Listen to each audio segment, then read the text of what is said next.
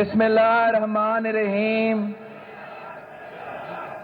میرے بھائیوں اور بہنوں، پاکستان ڈیموکریٹک موومنٹ کے قائدین، السلام علیکم۔ ساتھیوں، کئی دہائیوں بعد آج کراچی کے اس جلسے میں راشد ربانی صاحب موجود نہیں ہیں۔ سارے پاکستان پیپلز پارٹی کے کارکن، سارے جمہوری کارکن راشد ربانی صاحب کو سرخ سلام پیش کرتے ہیں۔ آپ جانتے ہیں کہ آج کا دن پاکستان کے لیے تاریخی دن ہے۔ آج ہمارے دلوں کے پرچم ثانیہ کارساز کے شہیدوں کی یاد میں جھکے ہوئے ہیں، جنہوں نے اپنے خون سے قربانی، شجاعت اور جمہوری جدوجہد کا ایک نیا باب لکھا تھا۔ آفرین ہے شہید محترمہ بےنظیر بھٹو پر، جس نے 13 سال پہلے اس دن وہ حوصلہ دکھایا جس کی دنیا میں کوئی مثال نہیں ملتی۔ شہید محترمہ بےنظیر بھٹو اور کارساز کے شہیدوں کی یاد ہمیں نئی جذبہ دیتی ہے اور امید اور کامیابی کی نوید دیتی ہے۔ شہید محترمہ بےنظیر بھٹو کا شہادت کا غم، شہداء کا غم زندگی بھر ہمارے ساتھ چلے گا، اور پاکستان کی تاریخ میں سرخ الفاظ میں تحریر کیا جائے گا۔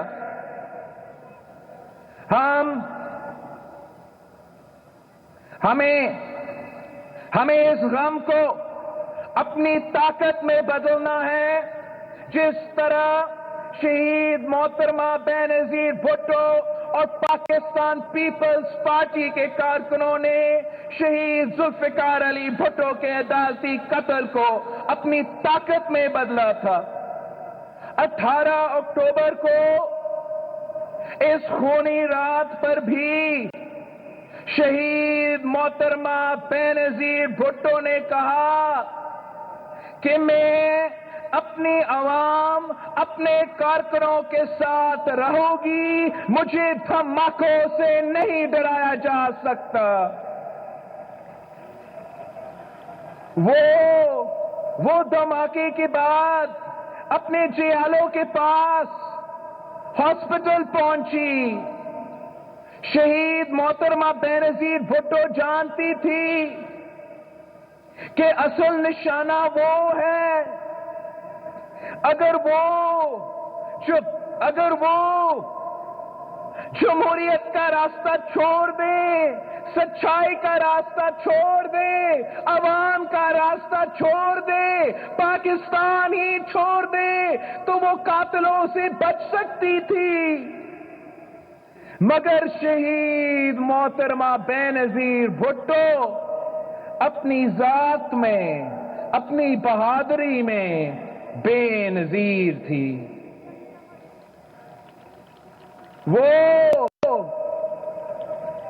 وہ کبھی بھی ڈری نہیں، کبھی اپنے عوام کا ساتھ نہیں چھوڑا۔ کارساز کے شہداء پوری دنیا میں انسانی حقوق، جمہوری آزادی اور ناانصافی کے خلاف جنگ کی علامت ہے۔ کارساز کا وہ کاروان جمہوریت کا سفر جاری ہے۔ شہید ذوالفقار علی بھٹو اور شہید محترمہ بےنظیر بھٹو اور پاکستان پیپلز پارٹی نے جمہوریت کا دفاع کے لیے، ملک کی بقا کے لیے اپنا خون دیا ہے۔ ہم پر شہدائے جمہوریت کا قرض ہے، اور وہ قرض ہم نے ادا کرنا ہے۔ پاکستان کی تمام جمہوری طاقتوں نے یہ سفر جاری رکھنا ہے۔ انقلاب کی چاپ سنائی دے رہی ہے۔ جس صبح کے لیے شعبۂ جمہوریت نے اپنی جانیں دی، وہ صبح ضرور آئے گی، جلد آئے گی۔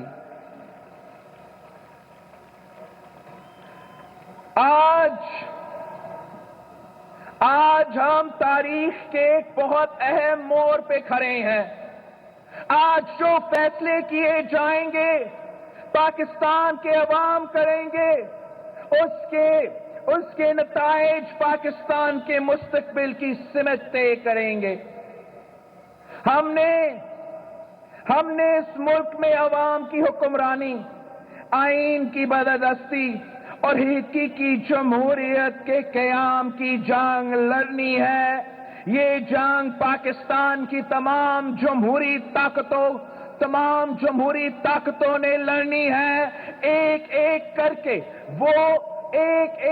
کے وہ تمام ادارے کھوکھلے کیے جا رہے ہیں جو عوام کے حقوق کا تحفظ کر سکتے ہیں۔ وہ تمام دروازے بند کیے جا رہے ہیں جن کے راستے عوام کے حق کی بات کی جا سکتی ہے۔ ان تمام آوازوں کے گلا گھونٹا جا رہا ہے جو حاکم وقت کے ظلم اور جابر کے خلاف اٹھ رہی ہے۔ عدلیہ پر دباؤ ہے، میڈیا پر تالا ہے، پارلیمان میں بولنے کی اجازت نہیں ہے، مگر ظلم پھر ظلم ہے، بھرتا ہے تو مٹ جاتا ہے۔ ہمیں آج جمہوریت کے فلسفے پر بات کرنی ہے۔ جمہوریت کو سمجھنا ہے۔ یہ اقتدار کی لڑائی نہیں ہے۔ جب بھی جمہوریت پہ شب خون مارا جاتا ہے، جب فیشزم امپوز کیا جاتا ہے، تو ملک کا ہر شہری اس کی زد میں آتا ہے۔ غریب کا چولہا بجھتا ہے، لوگوں کی جان اور مال غیر محفوظ ہوتی ہے، معاشرے میں گھٹن ہوتی ہے۔ بات کرنے کی آزادی، سانس لینے کی آزادی، عزت سے زندگی گزارنے کی آزادی، غربت سے آزادی، ان سب آزادیوں کا ضامن جمہوری نظام ہے۔ ہمارے پاس یہ نظام 1973 کے آئین کی صورت میں موجود ہے۔ آئین ریاست اور عوام کے درمیان ایک معاہدہ ہے جس کے تحت حکومت پر فرض ہے کہ وہ عوام کو بنیادی حقوق دو۔ اس حکومت نے یہ وعدہ توڑ دیا ہے۔ عوام کی ذمہ داریاں عوام کی برداشت سے زیادہ ہے اور حکمران اپنا کوئی بھی فرض پورے کرنے سے منکر ہے۔ جمہوریت کی جنگ، عوام کی جنگ، جمہوریت کی جنگ عوام کی جنگ ہے۔ جب جمہوریت نہ ہو تو فیصلے عوام کی منشا سے نہیں، چند لوگوں کے لیے کیے جاتا ہے۔ آج غریب مہنگائی کی چکی میں پس رہے ہیں اور ان کو شکایت کرنے کی آزادی بھی نہیں۔ آج ہائی ویز پہ ہماری بچیوں اور ہمارے بہنوں کی عزتیں لوٹی جا رہی ہیں، اور بجائے مسلمان کو پکڑنا اور ہماری بہنوں کو محفوظ کرنے کو، حکومت کی ترجیح صرف اپنے من پسند افسران کو بچانا ہے۔ سلیکٹڈ وزیر اعظم کو مہنگائی کی خبر ٹی وی سے ملتی ہے، روپے کی قدر گرنے کی خبر ٹی وی سے ملتی ہے۔ اس کو نہیں پتا کہ آزاد کشمیر کے وزیر اعظم کے خلاف غداری کے پرچے ہوئے ہیں۔ اس کو عوام کی بھوک نظر نہیں آتی، اس کو عوام کا غصہ نظر نہیں آتا۔ اس دور میں عوام نے تاریخی مہنگائی دیکھی ہے، تاریخی بے روزگاری دیکھی ہے، تاریخی غربت دیکھی ہے۔ آٹا میں کرپشن، چینی میں کرپشن، پیٹرول میں کرپشن، مخالفین کے لیے نیب ہے، مخالفین کے لیے نیب کا اندھا قانون ہے، اور سلیکٹڈ وزیر اعظم کے دوستوں کے لیے عوام کے پیسے۔ پنجاب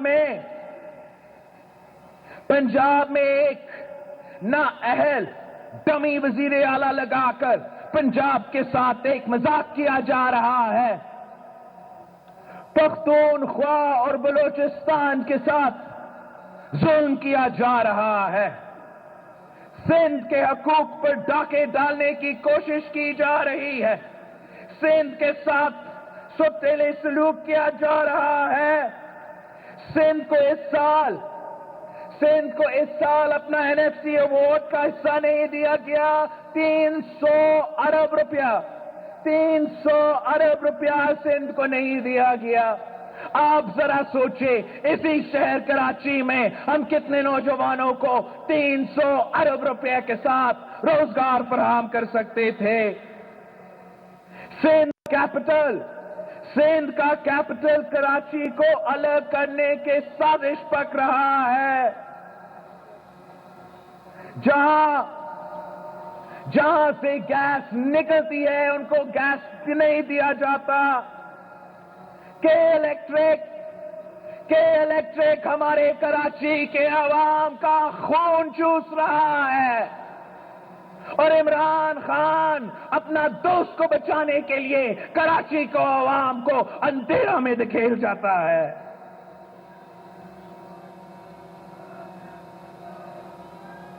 ہمارے ہاں اب تک سیلاب کے متاثرین ہیں۔ ہم نے تاریخی مانسونز دیکھے تھے، تاریخی بارش دیکھا تھا، تاریخی سیلاب دیکھا تھا۔ ہمارا کراچی سے لے کے میرپور خاص تک، میرپور خاص سے لے کے عمرکوٹ تک، عمرکوٹ سے لے کے سانگل تک، سانگل سے لے کے بدین تک ہمارا سیلاب کے متاثرین آج تک دربدر ہے، اور ان کو امداد دینے دور کی بات، مدد کرنا دور کی بات، ہمارا سلیکٹڈ وزیر اعظم نے ان کا پوچھا تک نہیں۔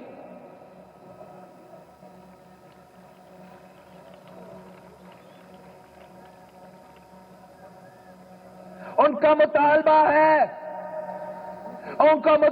ہے کہ جس طرح صدر زرداری نے 2011 میں پاکستان کاٹ دیا، ہر سیلاب متاثرین کو پیسہ دیا، اب بھی آپ کو ان کا حق دینا پڑے گا، چاہے وہ کراچی سے ہو، چاہے وہ میرپور خاص سے ہو، چاہے وہ سانگر سے ہو، وہ اتنے ہی پاکستانی ہے جیسے باقی صوبوں سے ہے۔ اور جب نیشنل ڈیزاسٹر ہوتا ہے، قدرتی آفات ہوتا ہے، تو وفاقی حکومت کا ذمہ داری ہوتا ہے ان کو میرپور خاص کے، کراچی کے، سانگر کے، بدین کے اور عمرکوٹ کے عوام کو اپنانا پڑے گا۔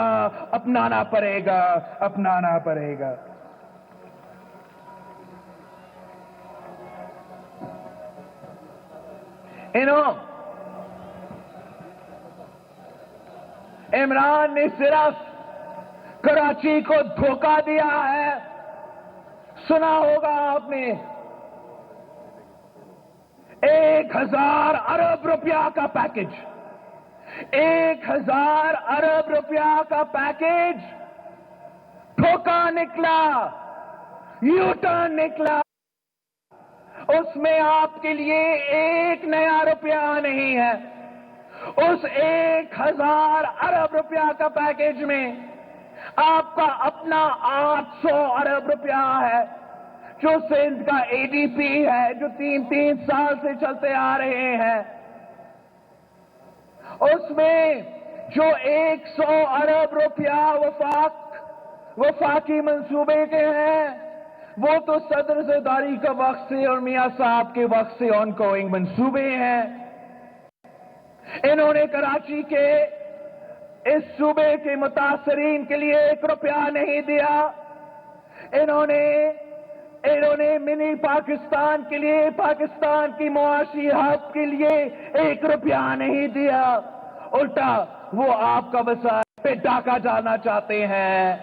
وہ رات کے اندھیروں میں بلوچستان اور سندھ کے آئلینڈز کو ایک آرڈیننس کے تھرو قبضہ کرنے کی کوشش کرتے ہیں، اینیکس کرنے کی کوشش کرتے ہیں. ہم ان کو خبردار کرتے ہیں.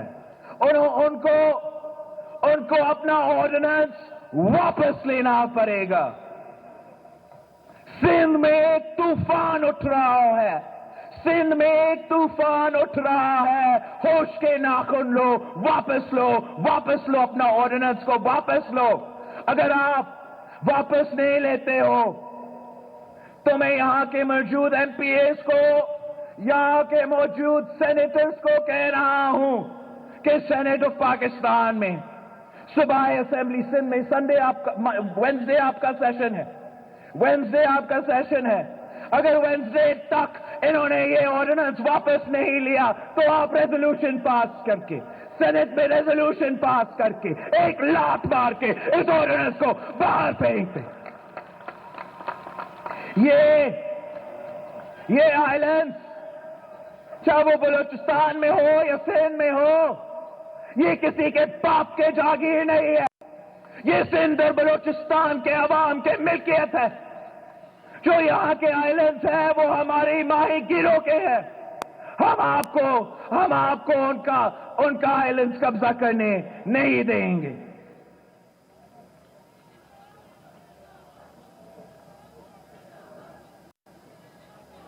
یہ وزیر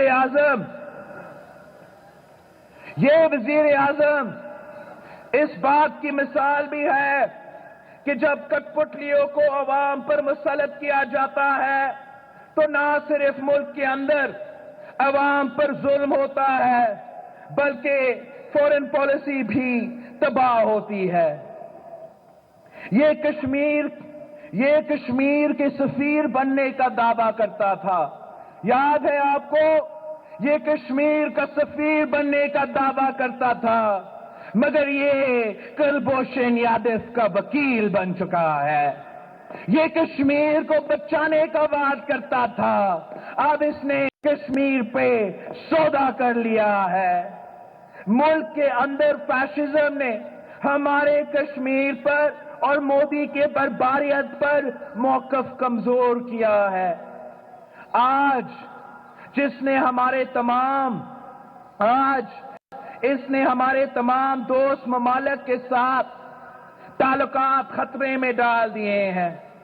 اس نالائق، نااہل اور لا علم وزیر اعظم کو جانا پڑے گا. آج کسان کے گھر میں بھوک ہے، مزدور بے روزگار ہے، پاکستان کا نوجوان مایوس ہے. بے گناہ شہریوں کو قتل کیا جا رہا ہے. ہمارے عوام لاپتہ کیا جا رہا ہے اور اس جرم میں ہمارا ریاست ملوث ہے. ہمارے ہاسپٹلز میں دوائیاں نہیں ہیں، اور جہاں دوائیاں ہیں تو وہ عوام کی پہنچ سے باہر ہے. تعلیم کا بجٹ کم کیا جا رہا ہے. پاکستان کی معیشت تباہ ہو چکی ہے اور کٹ پتلی حکمران بے فکر ہے کیونکہ یہ عوام کے ووٹ سے نہیں آئے، یہ کسی اور کے کہنے پہ آئے ہیں. یہ سلیکٹڈ وزیر اعظم کہتا ہے کہ میں جمہوریت ہوں. اس سے زیادہ آمرانہ سوچ کیا ہوتی ہے؟ یہ پارلیمان کو نہیں مانتا، آئین کو نہیں مانتا. اس کو عوام کی بھوک اور ان کے آنسو نظر نہیں آتے، اور یہ پاکستان کی پوری جمہوریت ہونے کا دعویٰ کرتا ہے. کسی ایک شخص کی حکومت جمہوریت کی نفی ہے. اس شخص کا غرور، اس شخص کا غرور پاکستان کی عوام میں ملا دے گی انشاءاللہ۔ اس کٹ پتلی وزیر اعظم، اس کٹ پتلی وزیر اعظم اور ان کے اس کٹ پتلی وزیر اعظم اور اس کے سہولت کاروں کو ماضی کے آمروں کا یاد کرنا چاہیے۔ تم سے پہلے جو شخص یہاں تخت نشین تھا اس کو بھی اپنا خدا ہونے پر اتنا ہی یقین تھا۔ تاریخ کا فیصلہ ہے، تاریخ کا فیصلہ ہے کہ خلق خدا کے سامنے بڑے بڑے سے بڑے بڑے عامر جابر غاصب نہیں ٹک سکا۔ اس کٹ پتلی کی اوقات کیا ہے؟ یہ لڑائی نہیں ہے، مگر یہ لڑائی اب فیصلہ کن ہوگی۔ ہماری جمہوریت کے ساتھ یہ کھلواڑ اب بند ہونا پڑے گا۔ جب کبھی پاکستان میں آمرانہ طاقتیں جمہوریت اور عوام کے حقوق پر حملہ آور ہوئی ہیں تو پاکستان پیپلز پارٹی ان کے سامنے پہاڑ کی طرح کھڑی ہوئی ہے۔ ہم نے ضیاء الحق کا تاریخ توڑ دیکھا ہے، ہم نے مشرف کا جبر دیکھا ہے، ہم نے اس ملک کی جمہوریت کا دفاع اپنے خون سے کیا ہے۔ شہید ذوالفقار علی بھٹو اور شہید محترمہ بینظیر بھٹو نے جانیں دی ہیں، مگر اپنے غریب عوام کے ساتھ کبھی نہیں چھوڑا اور نہ ہی ہم چھوڑیں گے۔ ہماری سیاست صرف عوام کے لیے۔ جب بھی کبھی جمہور کی پاسداری کی بات آئے تو پاکستان پیپلز پارٹی نے سیاسی اختلافات بھلا کر تمام جمہوری قوتیں اور عوامی طاقتیں کے ساتھ مل کر جدوجہد کی مزاحمت کی۔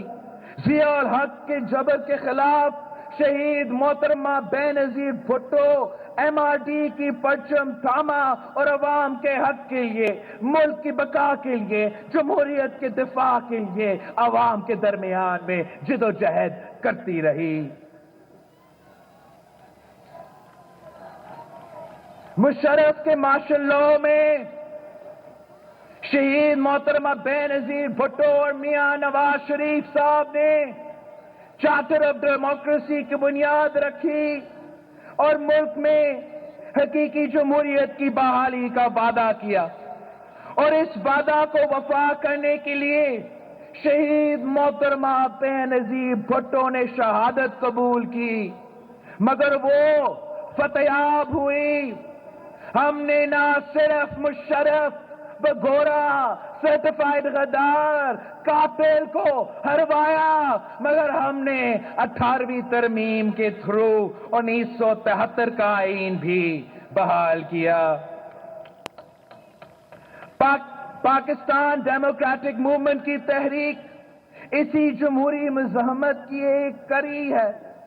آج ہمیں پھر وہی لڑائی لڑنی ہے، اپنے غریبوں کے لیے، اپنے بچوں کے لیے، اپنے پارلیمان اور آئین کے لیے، اس ملک میں قانون کی حکمرانی کے لیے، اور طاقت کو اپنے اصل مالک یعنی عوام کو واپس دلانے کے لیے۔ آج بھی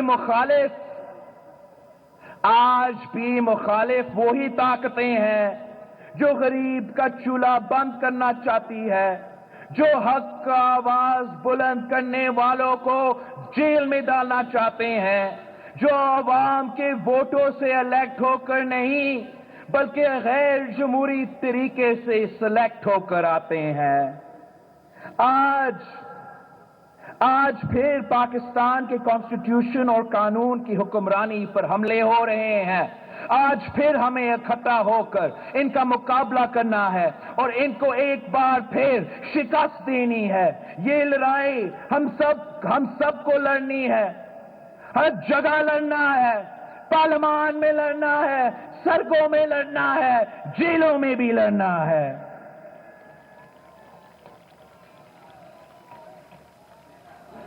اگر ہمیں پارلیمان میں نہیں بولنے دیں گے تو ہم پھر سڑکوں پر بولیں گے۔ اگر ہمیں جیلوں میں ڈالا جائے گا تو پھر ہماری حق کی صدا جیلوں کی دیواریں ہلا دیں گی۔ کس کس کو جیل میں ڈالیں گے؟ کبھی کوئی عوام کو بھی جیلوں میں ڈال سکا ہے؟ کبھی سمندر بھی قید ہوا ہے؟ کیا کبھی جیل نے سچ کو قید رکھا ہے؟ ان کو تو پابندیاں لگانے کا بڑا شوق ہے۔ مثبت رپورٹنگ کے علاوہ ہر خبر پہ پابندی، ٹی وی پہ پابندی، نیوز پیپر پہ پابندی، سلیکٹ بولنے پہ پابندی، یہاں تک کہ ٹک ٹاک پہ بھی پابندی۔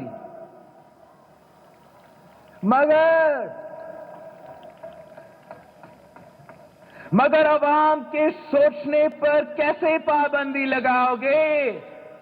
بھوکے بچے کے رونے پر کیسے پابندی لگاؤ گے؟ بے روزگار نوجوان کے غصے پر کیسے پابندی لگاؤ گے؟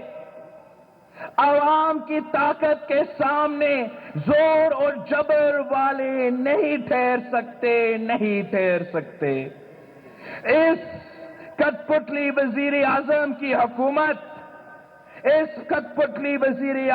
حکومت کی تو بنیاد ہی نہیں ہے، یہ سب ڈھانچہ کھوکھلا ہے۔ کیا یہ سمجھتے ہیں کہ ہم ان کی دھمکیوں سے ڈر جائیں گے؟ جیل کی دھمکی، نیب کی دھمکی، ہم تو خرساس میں کھڑے ہیں جب ہم بم دھماکے سے نہیں ڈرے۔ اس کٹ پتلی کی کیا اوقات ہے؟ اس سلیکٹڈ کی کیا اوقات ہے؟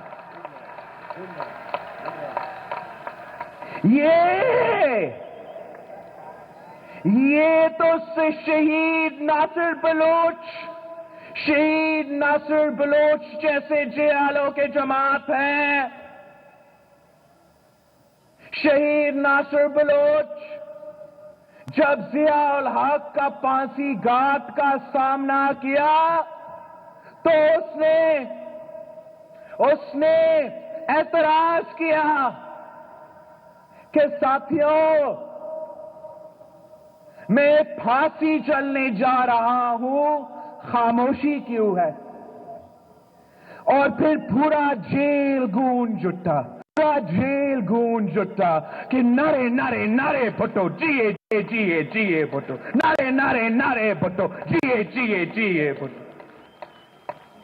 یہ شہید ایاز سمو جیسے جیالوں کا جماعت ہے، جن کو جب ملٹری کورٹ میں سزائے موت کا فیصلہ سنائی دیتے ہیں تو وہ کہتا ہے کہ اگر بھٹو پھانسی چڑھ سکتا تو ایاز بھی پھانسی چڑھ سکتا ہے۔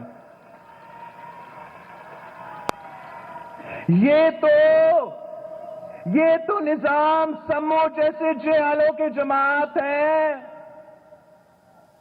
جس نے 18 اکتوبر پہ شہادت قبول کی، اپنا ماں کا اکلوٹا بیٹا تھا، لیکن جب والدہ سے پوچھا گیا تو والدہ نے کہا کہ یہ تو میرا اکلوٹا بیٹا تھا، اگر 10 بیٹے ہوتے تو 10 بیٹے میں جمہوریت پہ، شہید محترمہ بینظیر بھٹو پہ قربان کر دے۔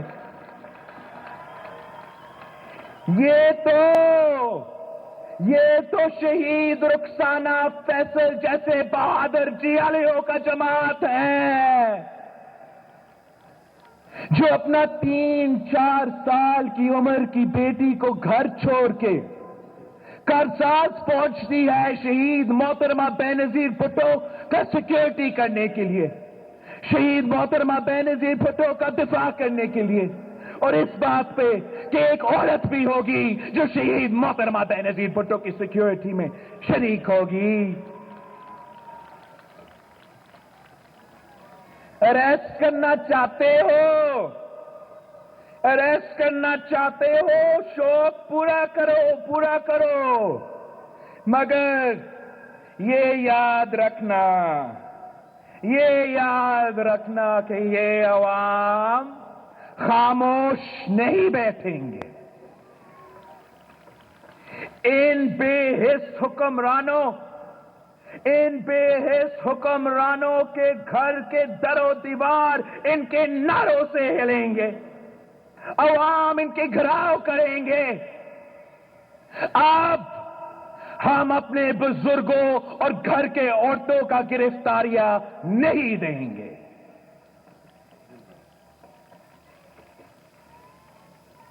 یہ جنگ صرف پاکستان ڈیموکریٹک موومنٹ کی سیاسی جماعتوں کی نہیں ہے. یہ جنگ مزدوروں کی، کسانوں کی، وکلا کی، نوجوان ڈاکٹرز کی، لیڈی ہیلتھ ورکرز کی، طلباء کی، ٹیچرز کی، سرکاری ملازمین کی اور اس ملک میں رہنے والے ہر طبقہ کی ہے جو آزاد ملک کی شہری ہے اور جنہوں نے کبھی غلامی قبول نہیں کی ہے. اس وزیر اعظم کو جانا پڑے گا. یہ تحریک بھوک، ناانصافی اور عاملیت اور ظلم کے خلاف ہے. عوام کے ساتھ ریاست کا وعدہ جو 1973 کے آئین کا ہے، یہ تحریک اس وعدے کو نبھانے کی تحریک ہے. عوام کو حق حکمرانی واپس دلانے کی تحریک ہے. اس ملک میں نوجوانوں کو بہتر مستقبل دلانے کی تحریک ہے. کسان، مزدور، عام آدمی کو، غریب کو روٹی، کپڑا اور مکان دلانے کی تحریک ہے.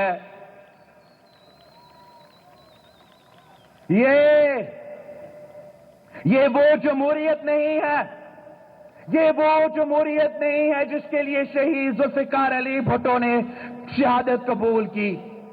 یہ وہ جمہوریت نہیں ہے جس کے لیے شہید محترمہ بینظیر بھٹو نے شہادت قبول کی. یہ وہ جمہوریت نہیں ہے جس کے لیے 200 جیلوں نے 18 اکتوبر 2007 کو شہادت قبول کی.